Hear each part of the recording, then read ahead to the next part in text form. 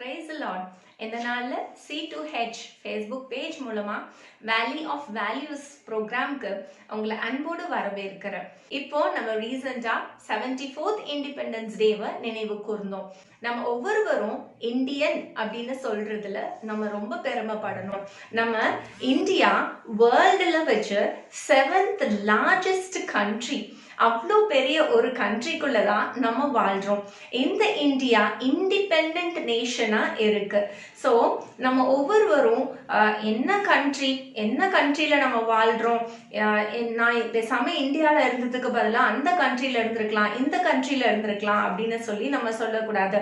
நம்ம நேஷன் நிறைய பிளெஸிங் நிறைஞ்ச நேஷன்.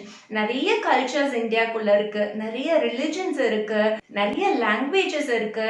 இவ்வளோ கல்ச்சர்ஸ், ரிலிஜன்ஸ், லாங்குவேஜஸ், பல விதமான டைவர்சிட்டி இருந்தாலும் நம்ம எல்லாரும் யுனைட்டடா இருக்கோம். அதுதான் இந்தியாவோட மிகப்பெரிய பெருமையே. இந்தியா ஃப்ரீடம் கிடைச்ச உடனே நிறைய கண்ட்ரிஸ் ஓப்பனாவே டிக்ளேர் பண்ணாங்க, இந்தியாக்குள்ள நிறைய டைவர்சிட்டி இருக்கு, அவங்களுக்குள்ள நிறைய டிஃப்ரெண்ட் டைப்ஸ் ஆஃப் கல்ச்சர்ஸ் இருக்கு, ரிலிஜன்ஸ் இருக்கு. அது மட்டும் இல்லாம 3000க்கு மேல லாங்குவேஜஸ் இந்தியால இருக்கு.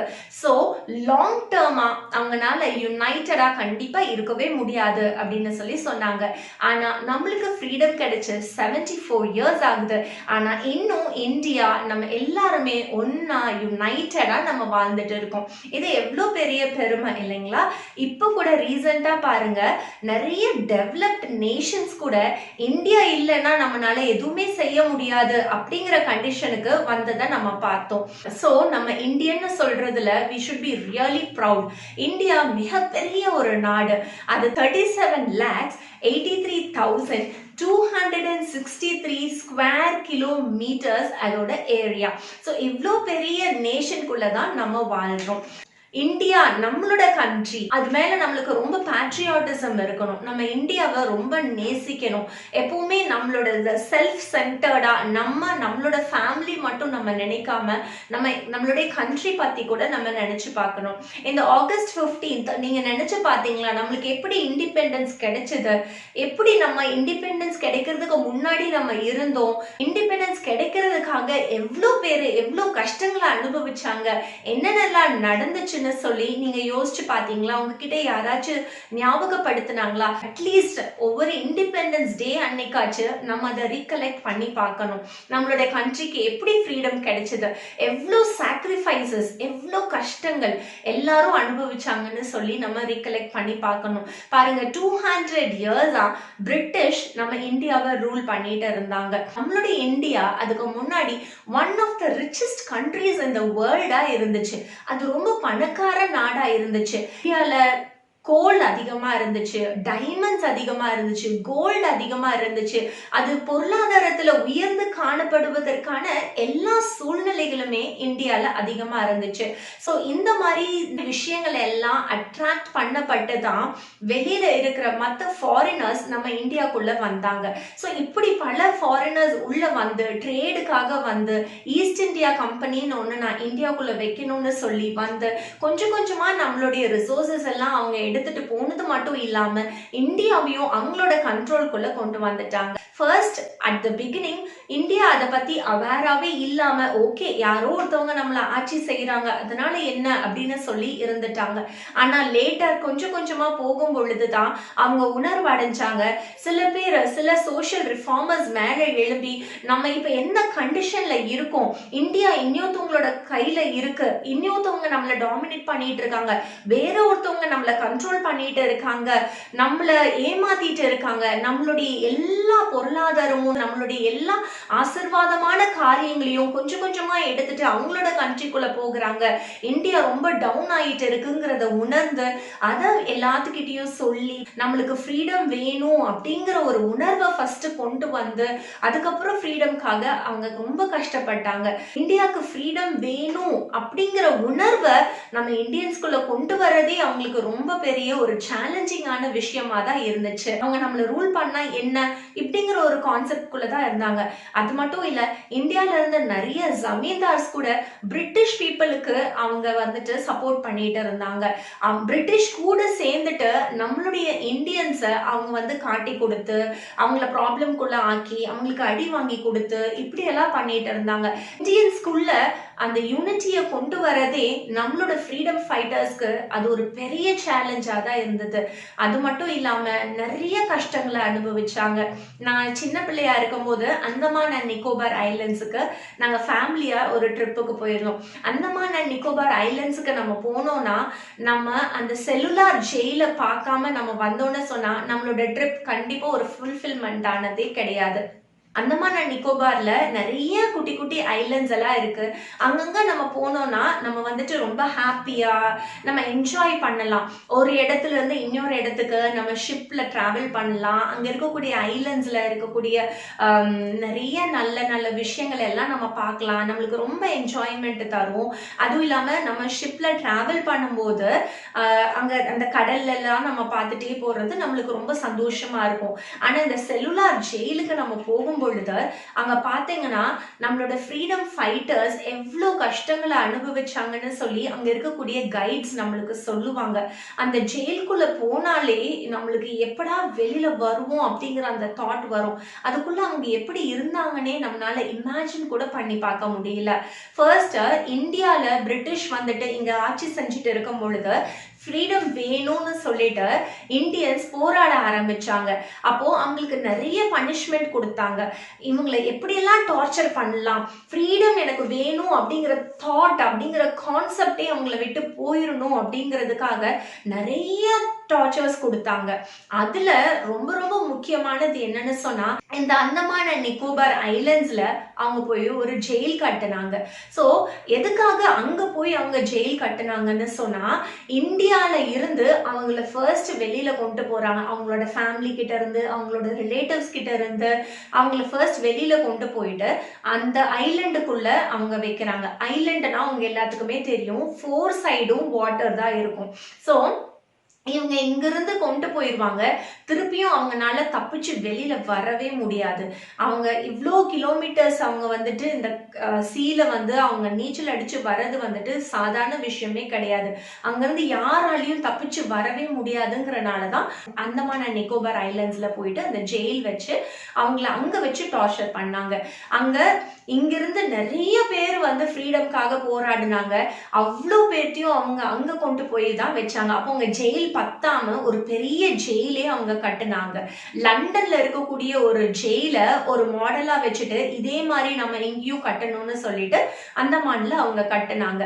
அங்க பாத்தீங்கன்னா சென்டர்ல அந்த வாட்ச் டவர்னு சொல்லி ஒண்ணு இருக்கும். அதுதான் அங்க முக்கியமான பாயிண்டே.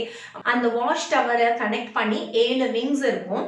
அங்க அந்த சுத்திலுமே என்ன நடக்குதுன்னு சொல்லிட்டு அந்த வாட்ச் டவர்ல நின்னாங்கன்னா அவங்களால எல்லாத்தையுமே பார்க்க முடியும்.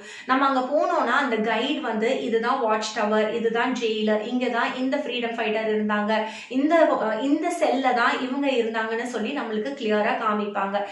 அவங்க அந்த ஜெயில நம்மளுடைய ஒவ்வொரு இந்தியன் ஃப்ரீடம் ஃபைட்டர்ஸை கொடுமைப்படுத்துறதுக்காகவே அதை கட்டியிருந்தாங்க. இப்போ அந்த வாட்ச் டவரை சுத்திலும் அந்த 7 விங்ஸ் இருக்கும் இல்லைங்களா, 7 கை போல 7 விங்ஸ் இருக்கும். ஈச் விங் பார்த்தீங்கன்னா அதுல 696 செல்ஸ் இருக்கும். 696 அறைகள். ஒவ்வொரு ரூம்லயும் ஒருத்தவங்களை மட்டும்தான் அடைப்பாங்க. அதுக்கு மேல இன்னொருத்தவங்கள கூட அனுப்பவே மாட்டாங்க. அவங்க தனியா தான் இருக்கணும். அது மட்டும் இல்லாம அந்த ரூம் பாத்தீங்கன்னா அதுல விண்டோ அவங்களுக்கு கண்ணு கெட்டின தூரத்துல அதுல விண்டோவே இருக்காது. அதுல அவங்கள வச்சிருந்த அந்த ரூம் பாத்தீங்கன்னா 12x9 தான் அதோட உள்ள ஏரியா. ஆனா ஹைட் பாத்தீங்கன்னா நம்மளோடது இப்ப அப்ராக்சிமேட்டா 10 ஃபீட் இருக்கும். ஆனா அவங்களுக்கு 30 ஃபீட்டுக்கு அப்புறம் தான் அவங்களுக்கு ஒரு விண்டோவே இருக்கும். அதாவது நம்மளோடது இப்போ 3rd ஃப்ளோர் இமேஜின் பண்ணி பார்த்துக்கோங்க. ஒரு 3 ஃப்ளோர்ஸ்க்கு அப்புறம் தான் ஒரு விண்டோவே அவங்களால பார்க்க முடியும்.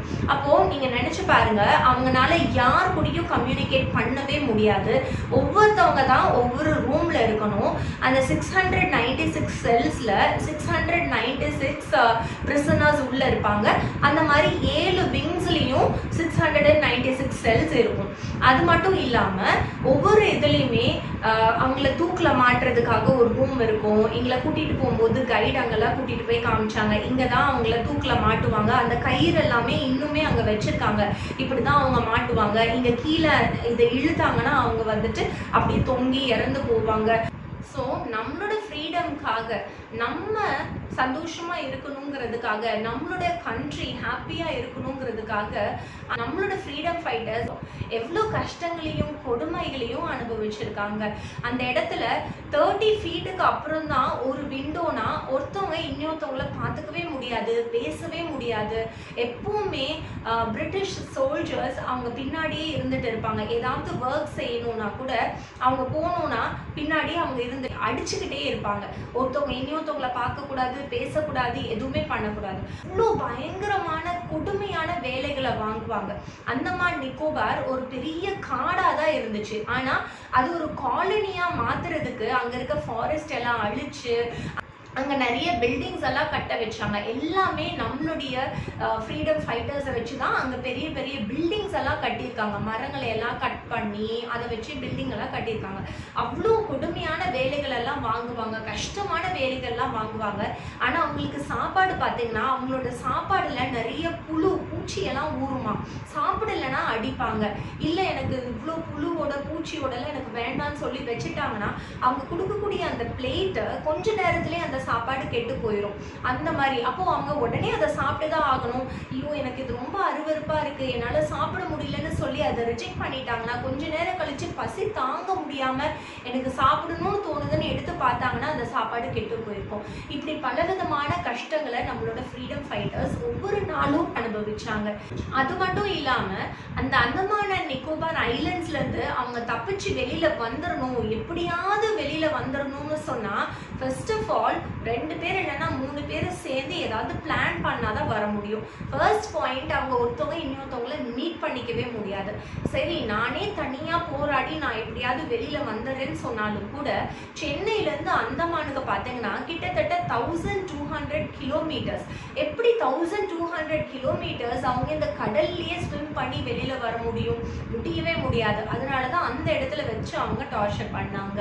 பாருங்க, இவ்வளவு கஷ்டங்களையும் இவ்வளோ கொடுமைகளையும் அனுபவிச்சுதான் நம்ம இந்தியாவுக்கு இந்த ஃப்ரீடமை அவங்க எல்லாரும் வாங்கி கொடுத்துருக்காங்க.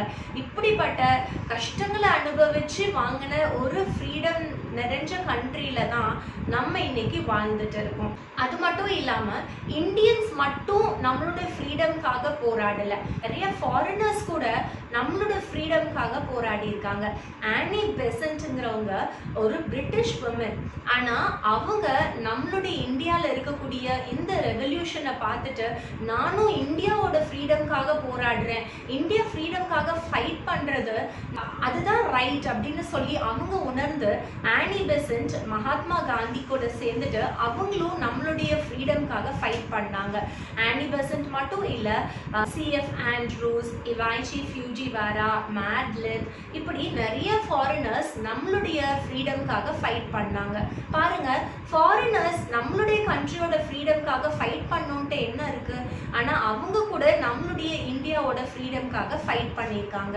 ஸோ இப்படியெல்லாம் பலவிதமான போராட்டங்கள், பிரச்சனைகள், நிறைய சாக்ரிஃபைஸ், நிறைய உயிர் தியாகங்கள், இதெல்லாம் கடந்துதான் நம்மளுக்கு ஃப்ரீடம் கிடைச்சிருக்கு. இப்படிப்பட்ட ஒரு கண்ட்ரியில நம்ம வாழ்றோம். நம்ம இந்தியாவில் இருக்கிற பீப்புளுக்கு பேட்ரியாட்டிசம் இல்லையா, இந்தியா மேல அன்பு இல்லையா, பற்று இல்லையா, அப்படியெல்லாம் நம்ம சொல்ல முடியாது. இந்தியன் பீப்புள் வந்து இந்தியான்னு சொன்னாலே நம்மளுக்கு ரொம்ப சந்தோஷமா இருக்கும் அந்த நேம் கேட்கும் பொழுது.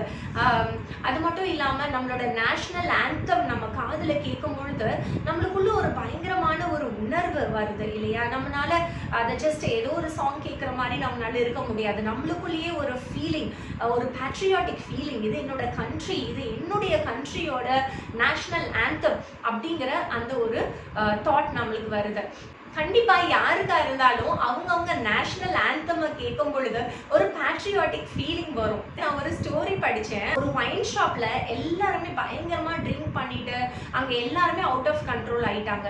அப்போ அவங்கனால யாரையுமே கண்ட்ரோல் பண்ண முடியல. எல்லாரும் எந்திரிக்கிறாங்க, கத்துறாங்க, பயங்கர சவுண்ட் போடுறாங்க, பெஞ்ச்லாம் தள்ளி விடுறாங்க, ஒருத்தவங்க கூட ஃபைட் பண்ணிக்கிறாங்க. அங்க ஒரு பெரிய ஒரு கேயாஸே உண்டாகுது. அப்போ அங்க இருக்கிறவங்கனால இவங்களை கண்ட்ரோல் பண்ணவே முடியல. ஓடி போயிட்டு ஒவ்வொருத்தவங்க கிட்டயா கூல் ஆகுங்க, பேசாம இருங்க, உட்காருங்க, கண்ட்ரோல் ஆகுங்க, இப்படி கத்தாதீங்க, சவுண்ட் போடாதீங்க, பேசாம இருங்க அப்படின்னு சொல்லிட்டு அவங்கள வந்துட்டு நார்மலான கண்டிஷனுக்கு கொண்டு வர்றதுக்கு ரொம்பவே ட்ரை பண்றாங்க. ஆனா அவங்கள கண்ட்ரோல் பண்ணவே முடியல. அப்போ அந்த வழியை கிராஸ் பண்ணிட்டு இருந்த ஒருத்தர் என்ன பண்ணாருன்னா, உங்ககிட்ட ஸ்பீக்கர் இருக்கா அப்படின்னா, இருக்கு, ஏன்னா அது ஒரு பார் இல்லையா, அப்போ அவங்க வந்துட்டு சாங்ஸ் எல்லாம் போட்டு விடுறதுக்கு ஸ்பீக்கர் எல்லாமே இருக்கு. உடனே அவங்க என்ன பண்ணாங்க, அவங்க நேஷனல் ஆந்தம் ஸ்பீக்கர்ல கனெக்ட் பண்ணி ப்ளே பண்ணி விட ஆரம்பிச்சாங்க. பாருங்க, அவங்க எல்லாருமே ட்ரங்கட் தான், அவங்க எல்லாரும் அவுட் ஆஃப் கண்ட்ரோல்ல தான் இருந்தாங்க. ஆனாலுமே நேஷனல் ஆந்தம் ப்ளே பண்ண அடுத்த செகண்டே எல்லாருமே அட்டென்ஷன்ல நிக்க ஆரம்பிச்சிட்டாங்க. ஸோ அப்படிப்பட்ட ஒரு சூழ்நிலையில கூட அவங்களுக்கு நம்மளோட நேஷன், நம்மளோட நேஷனல் ஆந்தம் அப்படிங்கிற அந்த பேட்ரியாட்டிக் ஃபீலிங் இருக்கு. ஜாலியன் வாலாபாக் மசக்கர் அப்படின்னு சொல்லிட்டு அதை பத்தி நீங்க கேள்விப்பட்டிருப்பீங்க. பிரிட்டிஷ் ரூல் பண்ணிட்டு இருக்கும் பொழுது ஒரு ஃபெஸ்டிவலுக்காகவும், அது மட்டும் இல்லாம 2 நேஷனல் லீடர்ஸை பிரிட்டிஷ் அரெஸ்ட் பண்ணிட்டாங்க. அதுக்காகவும் நிறைய மக்கள் என்ன பண்ணாங்க, அந்த ஜாலியன் வாலாபாக் பார்க்ல அவங்க எல்லாரும் ஒன்னா கூடி இருந்திருக்காங்க. ஸோ அந்த கூடி இருந்த டைம்ல பிரிட்டிஷ் என்ன பண்ணிட்டாங்க, கொஞ்சம் கூட இறக்கமே இல்லாம அங்க நிறைய ஃபேமிலியா போய் தான் இருந்திருக்காங்க. அவங்க வைஃப்ஸ் கூட, குழந்தைங்களோட, எல்லா சின்ன சின்ன பிள்ளைங்களோட அந்த இடத்துல இருந்திருக்காங்க. ஆனா பிரிட்டிஷ் கொஞ்சம் கூட ஒரு கர்டசி இல்லாம, ஒரு இறக்க குணமே இல்லாம அப்படியே அவங்க எல்லாத்தையும் ஷூட் பண்ணிட்டாங்க. நிறைய பேர் இறந்து போயிட்டாங்க. கிட்டத்தட்ட 340 people அப்படியே they were shot dead. 1000க்கும் மேல பீப்புள் வந்துட்டு அவங்களுக்கு நிறைய பெரிய பெரிய காயங்கள் அடைஞ்சிட்டாங்க. அந்த பார்க் இப்போ வரைக்குமே ஜாலியன் வாலா பாக்ங்கிறது அந்த பார்க் வந்துட்டு ஒரு மெமோரியல் பார்க்கா இருக்கு. அந்த ஜாலியன் வாலா பாக் பப்ளிக் கார்டனுக்கு ஈச் டே 50,000 people அதை விசிட் பண்றதுக்கு வராங்க. அது மட்டும் இல்லாம ஆனுவலி பர் இயருக்கு பார்த்தா 1.8 crore people அந்த கார்டனை விசிட் பண்றாங்க. நினைச்சு பார்க்க முடியல, ஒவ்வொரு நாளும் கிட்டத்தட்ட 50,000 people அந்த கார்டனுக்கு போறாங்கன்னு சொன்னா ஒவ்வொருவருக்குள்ளும் எவ்வளோ டீப் லவ் கண்ட்ரி மேல இருக்கு. எதுக்காக அந்த கார்டனுக்கு போறாங்க, இந்த இடத்துல தான் நம்மளோட ஃப்ரீடம்காக ஃபைட் பண்ணாங்க, இந்த இடத்துல தான் நிறைய பேர் தான் உயிரை விட்டு இருக்காங்க, பிரிட்டிஷ் பீப்புள் இப்படிப்பட்ட கொடுமைகளை எல்லாம் இந்த இடத்துல செஞ்சிருக்காங்க அப்படின்னு சொல்லி அவங்க அந்த தாட்ஸ், அந்த ஹிஸ்டாரிக்கல் அந்த ஈவெண்ட் அவங்க நினைச்சு பார்க்குறாங்க அந்த இடத்துக்கு போயிட்டு. அப்போ யாருமே நம்ம இந்தியா மேல ஒரு அன்பு இல்லாதவங்கன்னு சொல்ல முடியாது. இவ்வளோ மக்களுமே இந்தியா மேல ஒரு நல்ல ஒரு பற்றுதல், இந்தியா மேல ஒரு பேட்ரியாட்டிக் ஃபீலிங்கோட இருக்கிறனால தான் அந்த கார்டனுக்கு எவ்ரி இயர் 1 கோடிக்கும் மேல மக்கள் அந்த கார்டனை போய் பார்த்துட்டு வராங்க. ஸோ நம்மளுடைய பேட்ரியாட்டிசம், நான் என்ன இப்போ சொல்ல வரேன்னா, நம்மளோட பேட்ரியாட்டிசம் நம்ம ஃப்ளாக் ஹாய்ஸ் பண்ணுறதுலையும், இந்த மாதிரி ஹிஸ்டாரிக்கல் பிளேசஸ் மீட் பண்ணுறதுலையும் இதோட நம்ம ஸ்டாப் பண்ணிட்டோம்னா போதுமா? இந்தியன் ஃப்ரீடம் ஃபைட்டர்ஸை நம்ம ஒவ்வொருவரும் நினச்சி பார்க்குறோம். ஸோ நம்மளோட பேட்ரியாட்டிக் ஃபீலிங்கை நம்ம இதோட ஸ்டாப் பண்ணக்கூடாது. நம்மளுடைய கண்ட்ரி, இந்த கண்ட்ரிக்காக நம்ம என்ன செஞ்சுட்டு இருக்கோம் அப்படிங்கிற தாட் நம்மளுக்குள்ள வரணும். எப்போவுமே செல்ஃப் சென்டர்டா நான், என்னோட ஃபேமிலி, என்னோட பேரண்ட்ஸ், நாங்க வாழணும். ஸோ இந்த மாதிரி ஒரு சின்ன சர்க்கிள்குள்ள நம்ம கொண்டு வராம நம்ம இந்தியா அப்படிங்கிற ஒரு வாஸ்டான ஒரு சர்க்கிள்குள்ள நம்மளோட தாட்ஸை நம்ம கொண்டு வரணும். நம்மளுடைய கண்ட்ரி அப்படிங்கிற அந்த ஃபீல் கொண்டு வரணும். நம்ம கண்ட்ரிக்காக நம்ம என்ன செய்யலாம் அப்படின்னு சொல்லி நம்ம கொண்டு வரணும். அப்துல் கலாம் ராமேஸ்வரம்ல ஒரு வில்லேஜ்ல தான் அவங்க பிறந்தாங்க. அவங்க அவங்க எப்படி வளரலாம், அவங்க ஃபேமிலி எப்படி வளர்த்தலாம், இது மட்டும் அவங்களோட கான்செப்டா இருந்துருந்துச்சுன்னா இந்தியாவுக்கு அவர் ஒரு பெரிய சயின்டிஸ்டா அவர் வந்திருக்க முடியாது, இந்தியாக்காக அவர் நிறைய விஷயங்களை செஞ்சிருக்க முடியாது. ஸோ நம்மளும் நான் அப்படிங்கிற அந்த சர்க்கிளை விட்டு வெளியில வந்து நம்மளோட டேலண்ட்ஸை நம்ம இந்தியாக்காக நம்ம அப்ளை பண்ணணும். பாருங்க, வேர்ல்டுல வச்சு பாப்புலேஷன்ல இந்தியா தான் செகண்ட் பிளேஸ் பிடிச்சிருக்கு. அது மட்டும் இல்லாம ஒரு கணிப்பு என்ன சொல்லுதுன்னு சொன்னா 2028ல சைனாவையே மீறி இந்தியா பாப்புலேஷன்ல ஃபர்ஸ்ட் பிளேஸ் போயிடும் அப்படின்னு சொல்றாங்க. ஸோ நம்ம பாப்புலேஷன் இருக்கு, அந்த பெருமை நம்மளுக்கு போதுமா? இந்த பாப்புலேஷன் வச்சு நம்ம இந்தியாவை எப்படி முன்னேற்றத்தின் பாதையில நம்ம கொண்டு போறோம் அப்படின்னு சொல்லி நம்ம பார்க்கணும். இங்க இருக்கக்கூடிய இந்த பாப்புலேஷன் ஒவ்வொரு சிட்டிசன் ஆஃப் இந்தியாவோட முன்னேற்றத்திற்காக அவங்களோட டேலண்ட்டை, அவங்களுக்கு இருக்கக்கூடிய நாலேஜ் அவங்க அப்ளை பண்ணாங்கன்னு சொன்னா இந்தியா ரொம்ப ரொம்ப சீக்கிரமா ஒரு டெவலப்டு நேஷனா நம்ம மாற முடியும். இங்க நம்மளுடைய கண்ட்ரி பத்தி ஒரு சின்ன தாட் கூட இல்லாம நம்ம வாழ்ந்துட்டு இருந்தோம்னா நம்மளுடைய நேஷனை நம்ம எப்படி உயர்த்த முடியும்? பாருங்க, இப்ப நம்ம ரோட்ல போறோம்னா நம்ம எதையாச்சும் வாங்கி சாப்பிட்றோம், அந்த ரேப்பரை நம்ம அப்படியே கீழே போட்டுறோம். அப்போ இது போடாதீங்க, கீழே போடாதீங்கன்னு சொன்னா இங்க ஏற்கனவே குப்பையா தான் இருக்கு அப்படின்னு சொல்றாங்க. இது நம்ம நேஷன், நம்ம வாழ்ற நேஷன், நம்ம இதை கிளீனா வச்சுக்கணும் அப்படிங்கிற ஒரு சின்ன தாட் கூட நம்மளுக்கு இல்லாம நம்ம இப்படி கேஷுவலா வாழ்ந்துட்டு இருந்தோம்னு சொன்னா இந்தியாவை நம்ம எப்படி ஒரு டெவலப்டு நேஷனா நம்மளால கொண்டு போக முடியும்? நம்ம வேற ஏதாச்சும் ஒரு கண்ட்ரியோட பிக்சர், ஏதாவது ஒரு இமேஜ் நம்ம பார்த்தோம்னு சொன்னா வாவ் எவ்வளவு பியூட்டிஃபுல்லா இருக்கு, ரோடுனா இதுதான் ரோடு, கண்ட்ரினா இதுதான் கண்ட்ரி, இங்கதான் நான் வாழணும், இங்க நான் பிறந்திருக்கலாம், நான் ஏன் இந்தியா இப்படி ஒரு டர்ட்டி கண்ட்ரில நான் வந்து பிறந்திருக்கேன், ச்சே எனக்கு இந்தியாவே சுத்தமா பிடிக்கல, எனக்கு அந்த கண்ட்ரி பிடிச்சிருக்கு, எனக்கு இந்த கண்ட்ரி பிடிச்சிருக்கு, பார்க்கவே ரொம்ப அழகா இருக்கு, இப்படி எல்லாம் நம்ம மற்ற கண்ட்ரிஸை பார்த்து நம்ம பிரமிக்கிறோம். நம்ம கண்ட்ரியை அந்த மாதிரி மாத்துறதுக்கு நம்ம என்ன ஸ்டெப் எடுத்திருக்கோம் அதை நம்ம யோசிச்சு பார்க்கணும். நம்ம அங்க குப்பை இருக்குன்னு சொன்னா நம்ம மேல குப்பை தான் அங்க போடுறோம். நம்மளால அங்க இருக்கிற குப்பையை கிளீன் பண்ண முடியாது. நான் உங்களை ப்ரூம் ஸ்டிக் எடுத்துட்டு போயிட்டு அங்க நம்மளோட நேஷன், நீங்க அந்த ரோடை ஸ்வீப் பண்ணுங்க, கூட்டுங்க, அங்க இருக்க குப்பையெல்லாம் எடுத்துக்கோங்க, ஒரு பேக்ல போட்டுட்டு உங்க பேக்ல வச்சு நீங்க எடுத்துட்டு போய் அந்த டஸ்ட்பின்ல போடுங்க அப்படி நான் சொல்லல. அதை நம்மளால செய்ய முடியாட்டி கூட பரவாயில்ல, அட்லீஸ்ட் நம்ம குப்பை போடாம இருக்கலாம் இல்லைங்களா? பாருங்க, ஒரு ரோட்ல குப்பையே இல்லாம இருக்கு, ஃபர்ஸ்ட் ஒரு இந்தியன் வராரு, அங்க ஒரு குப்பை போடுறாங்க, அடுத்தது பின்னாடி ஒருத்தர் வராரு, அங்க இன்னொரு பேப்பர் போடுறாரு, அங்க ஏன் குப்பை போடுறீங்கன்னு சொல்லி கேட்டா ஆல்ரெடி அங்க ஒரு பேப்பர் இருக்கு சொல்லிட்டு அவரும் குப்பை போடுறாரு. நெக்ஸ்ட் தேர்ட், ஃபோர்த், ஃபிஃப்த், இப்படி அங்க ஒரு 5 to 6 பேப்பர்ஸ் சேர்ந்ததுக்கு அப்புறம் அந்த இடம் குப்பைகள் சேரக்கூடிய ஒரு இடமாவே மாறிடுது. அப்புறம் போறவங்க வரவங்க எல்லாருமே அவங்க வீட்டுல இருக்க எல்லா குப்பையும் கொண்டு வந்து அந்த இடத்துலயே போட ஆரம்பிச்சிடறாங்க. நீங்க எல்லாருமே சின்னதா இருக்கும் போது இந்த ஸ்டோரியை கண்டிப்பா படிச்சிருப்பீங்க. ஜஸ்ட் உங்களுக்கு ஞாபகப்படுத்துறதுக்காக நான் இதை திரும்பியும் சொல்றேன். ஒரு ராஜ்யத்துல ஒரு வழியாடுறாங்க, நடந்து போறவங்க எல்லாருமே பாத்தீங்கன்னா அந்த ரோட்ல ஒரு பெரிய கல் இருக்கு. அப்போ இந்த ரோட்ல இவ்வளோ பெரிய கல்லை யார் கொண்டு வந்து வச்சது அப்படின்னு சொல்லிட்டு எல்லாருமே திட்டிக்கிட்டே அந்த ரோட்டை கிராஸ் பண்ணி போறாங்க. யாருமே இந்த கல் இங்க நடு ரோட்ல இருக்கே, இது ரொம்ப டிஸ்டர்பன்ஸா இருக்கே, ஏன் நம்ம இதை எடுத்து ஒரு ஓரமா வைக்க கூடாது அப்படின்னு சொல்லி ஒரு கான்செப்ட் யாருக்குமே வரல. ஆனா அந்த வழியா வந்த ஒருத்தர் மட்டும், ஐயோ இவ்வளோ பெரிய கல் இந்த ரோட்ல இருக்கு, யாராவது வந்தாங்கன்னா தெரியாம இதுல முட்டிடுவாங்க, கீழே விழுந்துருவாங்கன்னு சொல்லிட்டு இந்த கல்லை நம்ம எடுத்து ஒரு ஓரமா போட்டுடலாம்னு சொல்லிட்டு அவரு குமிஞ்சு அந்த கல்லை எடுக்கிறாரு. பாத்தீங்கன்னா அங்க ஒரு பேக் ஃபுல்லா கோல்டு காயின்ஸ் இருக்கு. அப்போ அந்த ராஜ்யத்தினுடைய ராஜா அங்க ஒரு ஓரமா நின்று மரத்துக்கு பின்னாடி யார் இந்த கல்லை ஓரமா போடுறான், இது நம்மளோட கண்ட்ரி, நம்மளோட கண்ட்ரியில இருக்கக்கூடிய ஒரு ரோடு, நம்மளோட பீப்புள் இதுல வந்து டிஸ்ட்ராக்ட் ஆவாங்க, நம்மளோட பீப்புளுக்கு இது ப்ராப்ளம் கொண்டு வரும், கீழே விழுந்துருவாங்க, இப்படி ஒரு கான்செப்டோட யார் இந்த கல்லை ஓரமா போடுறாங்களோ அவங்களுக்கு இந்த பேக் ஆஃப் கோல்டு காயின்ஸ் கிடைக்கட்டும் அப்படின்னு சொல்லிட்டு அந்த ராஜா அந்த காயின்ஸை கல்லுக்கு கீழே வச்சுட்டு அவர் ஒளிஞ்சு நின்று பார்த்துட்டே இருந்திருக்காரு. ஸோ இவர் நகர்த்தினோன்னே இவருக்கு இந்த பேக் ஃபுல்லா கோல்டு காயின்ஸ் கிடைக்குது. அவருக்கு ரொம்ப சந்தோஷமாகுது. அந்த டைம் ராஜா நேர்ல வந்து அவரை அப்ரிஷியேட் பண்றாரு. இந்த மாதிரி தான் பாருங்க, நம்ம எல்லாருமே ஒரு சென்ஸ் ஆஃப் ரெஸ்பான்சிபிலிட்டியே இல்லாம, அதனால என்ன, நான் போடுற இந்த குப்பைனாலதான் நம்மளுடைய இந்தியா அசிங்கமாக போகுதா, இல்லைன்னா மட்டும் இந்தியா என்ன ரொம்ப கிளீனாவா இருக்கு, இப்படிப்பட்ட கான்செப்டோடவே எல்லாரும் நம்ம நடந்துட்டு இருந்தோம்னு சொன்னா இந்தியா எப்படி கிளீனா இருக்கும்? நம்ம பார்க்கக்கூடிய ஒவ்வொரு கண்ட்ரீஸுமே அது அழகா இருக்குன்னா அதுக்கு ரீசன் என்னன்னா அங்க இருக்கக்கூடிய சிட்டிசன்ஸ் தான். ஒண்ணு அங்க லா என்னன்னு சொன்னா அவங்க குப்பை போட்டாங்கன்னா அவங்களுக்கு 500 rupees ஃபைன்.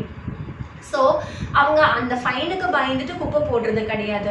ஃபைன் இருக்கட்டும். அப்போ ஒவ்வொரு சிட்டிசனும் அதுக்கு செயல்படுறனால தான் அவங்களோட கண்ட்ரி கிளீனாக இருக்கு. எல்லாருமே அங்கே குப்பை போட்டாங்கன்னா அங்கேயும் அவங்க கண்ட்ரியும் கிளீனாக இருக்காது. நம்மளும் அந்த கண்ட்ரியை பார்க்கும்போது வாவ் எவ்வளோ பியூட்டிஃபுல்லாக இருக்கு அப்படின்னு சொல்லி நம்ம சொல்ல மாட்டோம். ஸோ இது நம்ம மைண்டில் வச்சுட்டு நம்மளோட கண்ட்ரியும் முன்னேற்றதற்காக அழகாக கொண்டு வர்றதற்காக நிறைய ரோட் போடுறாங்க, நிறைய நல்ல நல்ல விஷயங்கள்லாம் செய்கிறாங்க.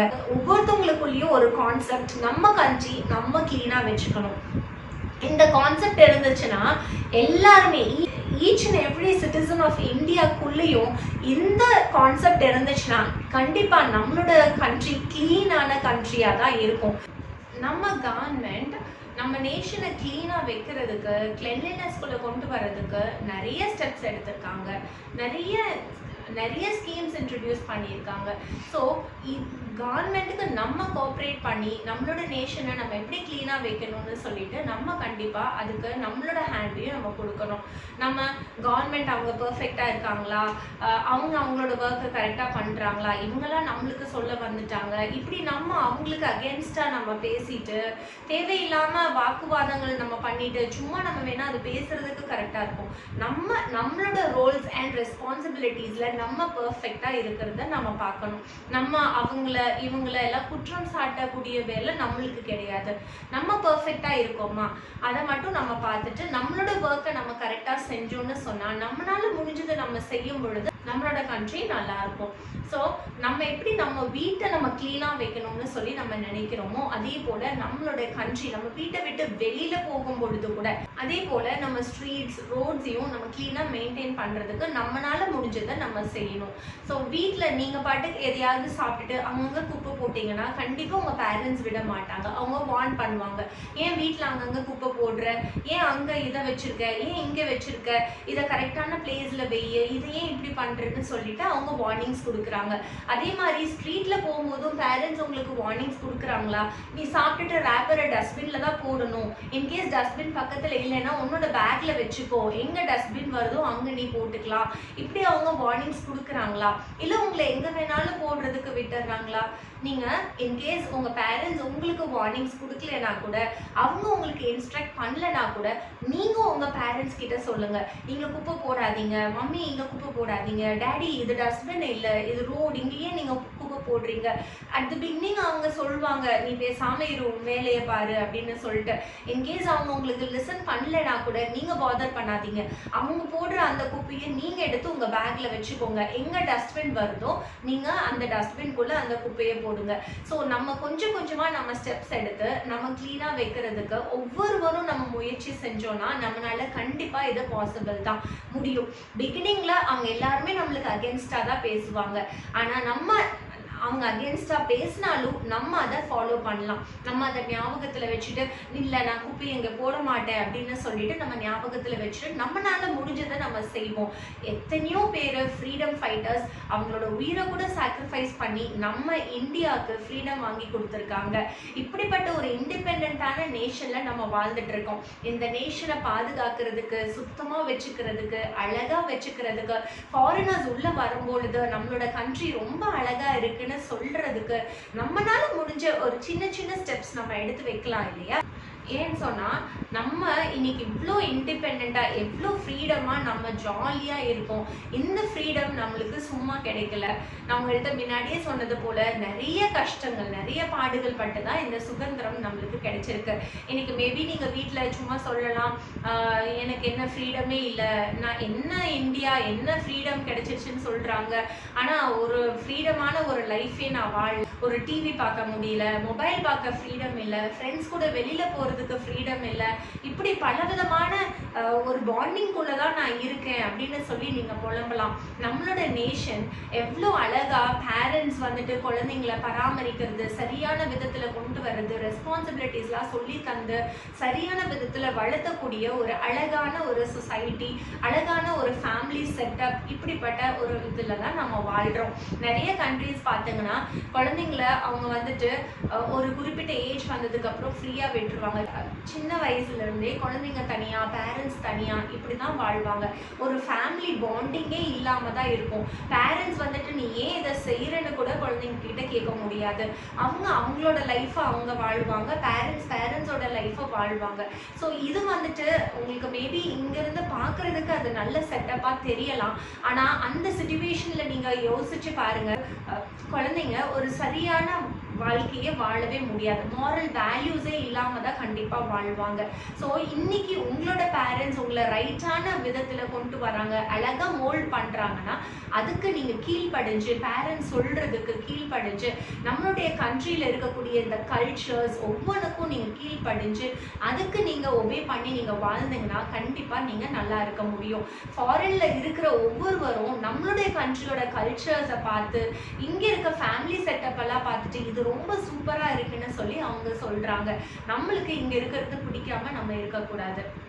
ஓகே, ஸோ இந்த இவ்வளோ கஷ்டப்பட்டு நம்மளுக்கு நம்மளோட ஃப்ரீடம் ஃபைட்டர்ஸ் வாங்கி கொடுத்துருக்குற அந்த ஃப்ரீடமை நம்ம வேஸ்ட் பண்ணிடக்கூடாது. அதை நம்ம காப்பாற்றிக்கணும், அதை நம்ம தக்க வச்சுக்கணும்.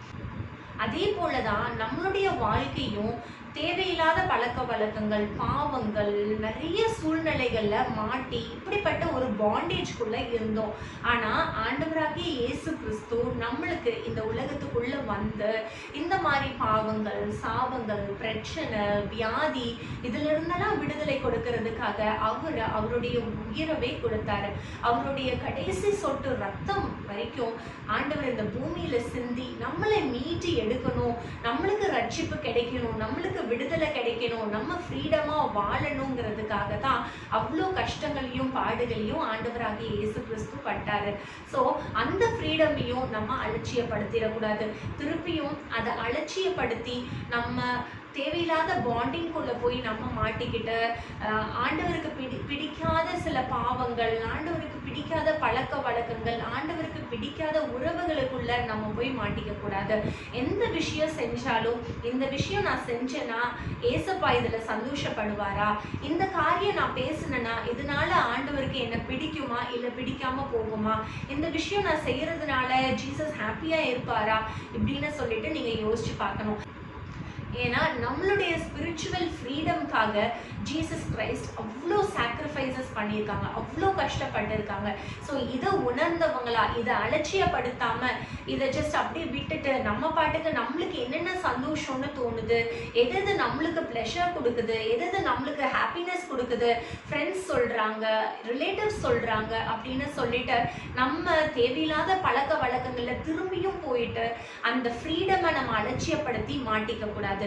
ஜீசஸ் நம்மளுக்காக வச்சிருக்கிற ஃப்ரீடமை நம்ம ரைட்டா யூஸ் பண்ணணும். டெய்லியும் காலையில எழுந்திருச்சு நீங்க பைபிள் வாசிங்க, ப்ரேயர் பண்ணுங்க, ஆண்டவருடைய சமூகத்துல உங்களோட லைஃப் ஒப்பு கொடுங்க.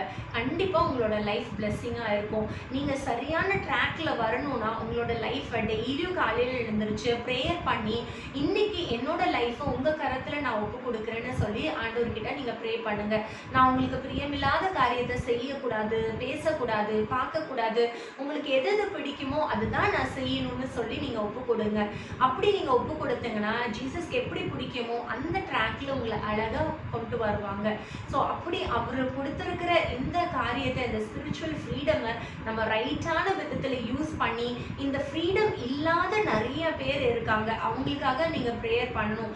இன்னும் ஜீசஸ் கிரைஸ்ட் நம்மளுக்கு கொடுத்திருக்கிற ஃப்ரீடமை அனுபவிக்காம நிறைய பேர் இருக்காங்க, நிறைய பாண்டிங்ல மாட்டி இருக்காங்க, பிரச்சனைகள், சாபங்கள், கட்டுகள், இப்படிப்பட்ட நிறைய பிடிகள்ல அவங்க மாட்டி இருக்காங்க. நம்மளுக்கு கிடைச்சிருக்கிற இந்த ஃப்ரீடம், நம்மளுடைய மனக்கண்கள் திறந்து ஜீசஸ் தான் உண்மையான தெய்வம்னு சொல்லி நம்ம தெரிஞ்சுக்கிட்டோம். ஸோ நம்ம இந்த பாண்டிங்ல இருந்து நம்ம விடுதலை ஆயிட்டு கர்த்தரை நம்ம தெரிஞ்சுக்கிட்டோம். இன்னும் நிறைய பிள்ளைங்க பார்த்தீங்கன்னா அவங்களோட மனக்கண்கள் திறக்காத சூழ்நிலையில இன்னும் இந்த கட்டுகள்ல மாட்டிக்கொண்டு இருக்காங்க. அவங்களுக்காகவும் நீங்க ப்ரேயர் பண்ணணும், அவங்களுக்கும் இந்த ஃப்ரீடம் கிடைக்கணும், அவங்களும் ஜீசஸ் தான் மெய்யான தெய்வம்னு சொல்லி ஏத்துக்கணும். இருக்கணும்னு சொல்லிட்டு அவங்களுக்காகவும் நீங்க ப்ரேயர் பண்ணுங்க. உங்களுக்கு கிடைச்சிருக்கிற இந்த ஃப்ரீடமை நீங்க ரைட்டான விதத்துல யூஸ் பண்ணுங்க. அதை வேஸ்ட் பண்ணிடாதீங்க. இவ்வளோ பெரிய ஃப்ரீடம் கிடைச்சும் கூட நீங்க அதை அலட்சியப்படுத்தி திரும்பியும் நீங்க பாவத்துக்குள்ள ஏசப்பாக்கு பிடிக்காத காரியம், பொய், இந்த மாதிரி சில விஷயங்கள்லாம் நீங்க செய்து அதை நீங்க அலட்சியப்படுத்திட்டு அப்புறம் நீங்க பிசாசோட வலையில நீங்க மாட்டிக்கிட்டீங்கன்னா திருப்பியும் உங்களால மீண்டு வர முடியலன்னா அப்போ இந்த ஃப்ரீடம் நம்மளுக்கு கிடைச்சி ஒரு யூஸுமே இல்லாம ஆயிரும். ஓகே, இன்னைக்கு நான் உங்ககிட்ட பேசின ஒவ்வொரு காரியங்களும் நீங்க ஞாபகம் வச்சுக்கோங்க. இந்தியன் ஃப்ரீடம் ஃபைட்டர்ஸ் எவ்வளோ கஷ்டப்பட்டாங்க இந்த ஃப்ரீடம் நம்மளுக்கு கிடைக்கிறதுக்கு. நம்ம இந்தியாக்காக என்ன செஞ்சுட்டு இருக்கோங்கிறத நீங்க யோசிச்சு பாருங்க.